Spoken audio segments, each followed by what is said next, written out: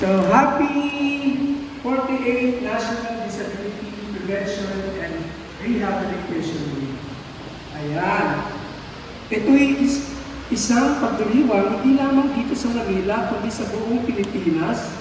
At gusto natin bigyan ng pansin ang ating mga kapatid na may kapansanan. So, palapakan natin ulit sila.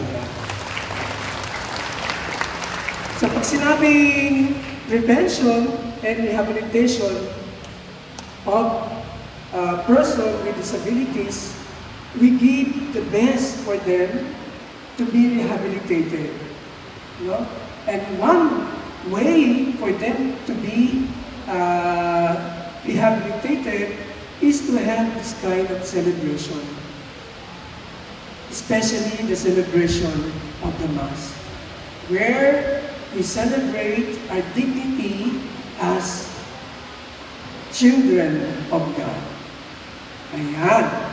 So lahat tayo ay may kanya-kanyang sitwasyon sa buhay, subalit equal, pare-pareho sa mata at puso ng Diyos. 3 days ago,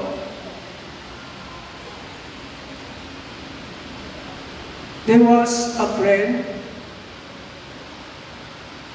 She was a retired teacher, and while we were eating, she heard about that we will have this first communion for special children.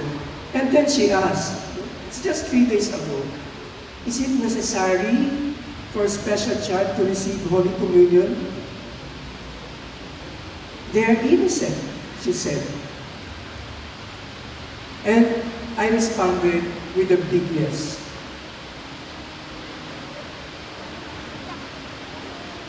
Yes, kailangan pa rin ng ating mga kapatid na may special need na tumanggap ng komunyon, tumanggap kay Jesus. At ano yung reason? Bakit kinakailangan natin tanggapin si Jesus sa misa, sa banal na Eucharistia? So una, kung lumabasa natin ang Ebanghelyo ayon kay San Juan, chapter 6, verses 51 to 55, sinasabi ni Jesus, I am the living bread that came down from heaven. If anyone eats this bread, he will live forever. And the bread that I will give him is my flesh, which I give so that the world may live. Gustong ibahagi ni Jesus ang kanyang sarili, ang kanyang katawan sa anyo ng tinapay upang tayo ay mabuhay. No?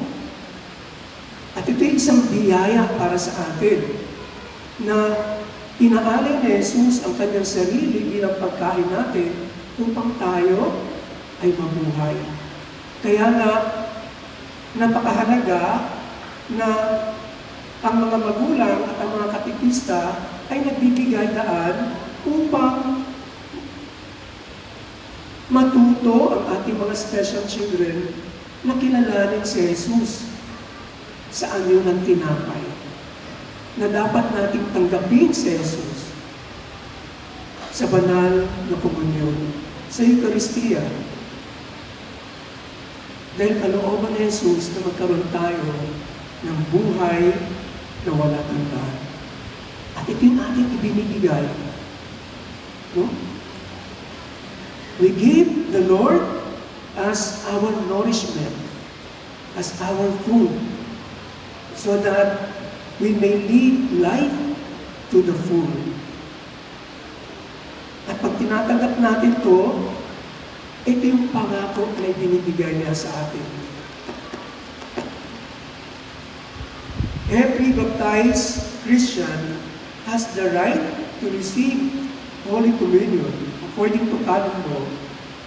And it is the responsibility of the parents and the catechists to teach their children, especially those with disabilities. They have to understand and distinguish the difference between the ordinary bread from the consecrated bread. Tandaan natin, all of us have the right. Disabilities do not make us less Christian. Ulitin ko, disabilities do not make us less Christian. Disabilities increase our need for Christ. Ang ating kapansanan ay hindi dahilan para maging mababa ang tingin natin sa ating sarili bilang Kristiyano. Dahil lahat tayo ay pantay-pantay sa harap ng Diyos. Kung gaano katindi ang ating kapansanan, mas matindi rin ang ating pangangailangan kay Kristo. Kaya hindi natin pwedeng sabihin, bakit pa sila magkukumunyon? No. Mas kailangan pa nila si Jesus. Dahil sa kabila ng kanilang kapansanan. The more we need for the Lord, especially when we are really person with even severe disabilities. We need the Lord. Second, as a baptized Christian and as a child of God, his or her ultimate need is the innate desire of a relationship with God, which expressed clearly by St. Augustine. Ano sabi ni St. Augustine? You have made us for yourself, O Lord, and our hearts have no peace until it rests in you.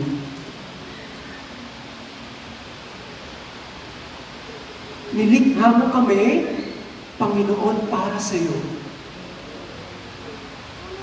Tandaan natin, hindi naman tayo nilikha ng Diyos para dito. Ang kalooban ng Diyos, bakit tayo nilikha, ay para sa Kanya.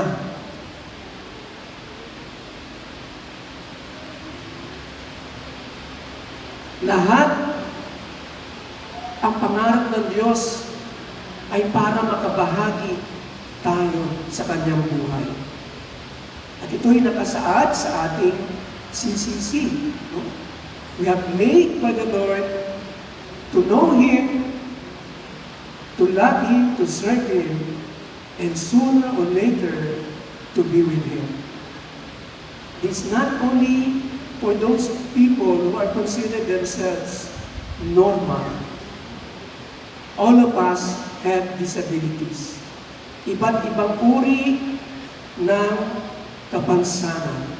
Maaring nakikita natin yung iba, physically disabled, pero the rest of us are rooted differently. Sino dito walang kapansanan? Taas ang kamay. Diba? Lahat tayo may kapansanan. All of us have different disabilities. Iba't ibang uri ng kapansanan. And we need the Lord for us to live. So ulitin ko, we are made by the Lord solely for Himself. And that's why He gave us the gifts of the sacrament. Tignan ninyo, pag ang bata, pag binibinyagan, minsan tinatanong natin, bakit bata pa lang yan? Bibinyagan ka agad. Hindi ba kayo nagtatanong? Yung sa iba, kinakailangan muna na magkaroon ng tamang rason para pabinyagan. But for us, we need, kahit bata pa tayo, we need the sacrament. Bakit? Kasi gusto ni Lord, kahit bata pa tayo, gusto na pumasok yung buhay at makibahagi na sa atin. Kahit binibinyagan tayo, kahit batang-bata pa kasi, gusto natin na pumasok na ang grasya at buhay ng Diyos sa ating mga anak. And the same thing with the Holy Communion. Because we want the Lord to be with our kids. kahit may kapansanan pa yan, pumapasok ang grasya at biyaya ng Diyos sa ating pagtanggap sa Kanya. In Christ, the person discovers also that his intrinsic orientation toward the absolute is his vocation to share in the intimate life of God. Ang bukasyon natin, ang goal natin, ang orientation natin ay makibahagi sa buhay ng Diyos. Ano man ang sitwasyon o kalagayan ng ating buhay. With disabilities or not, physically or emotionally, lahat tayo nangangailangan sa Panginoon. And we are oriented. Our vocation is to share in the intimate life of God. Lahat tayo tinatawag sa ating pakikipagrelasyon sa Diyos. Ano man ang sitwasyon o kalagayan natin sa buhay. We are made oriented to that intimate relationship with God. So, ibig sabihin, ang mga magulang, ang ating mga katekista, ay inanyayahan na magbigay paglilingkod sa ating mga kapatid nating may kapansanan. Lahat tayo, no? Kung meron man mga katekista dito o mga parents na gustong maging volunteer para maging katekista sa ating mga special people, you are invited. We are open. At tulungan natin ang ating mga kapatid na may kapansanan. Kung nabasa lang natin ang ating Ebanghelyo, the Lord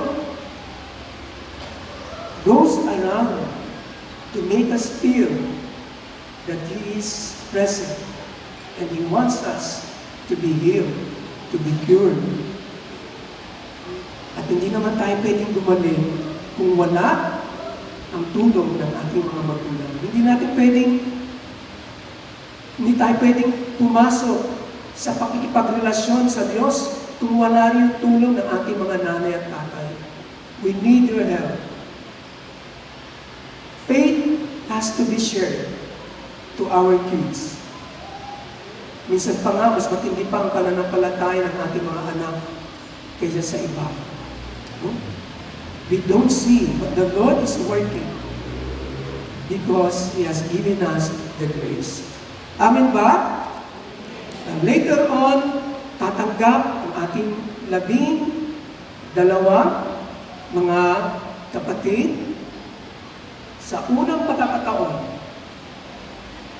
kay Jesus bilang ating kuya, kapatid, Diyos, at kasama sa ating buhay. Amen! Palapakan natin ang lahat. Mag-prepare tayo.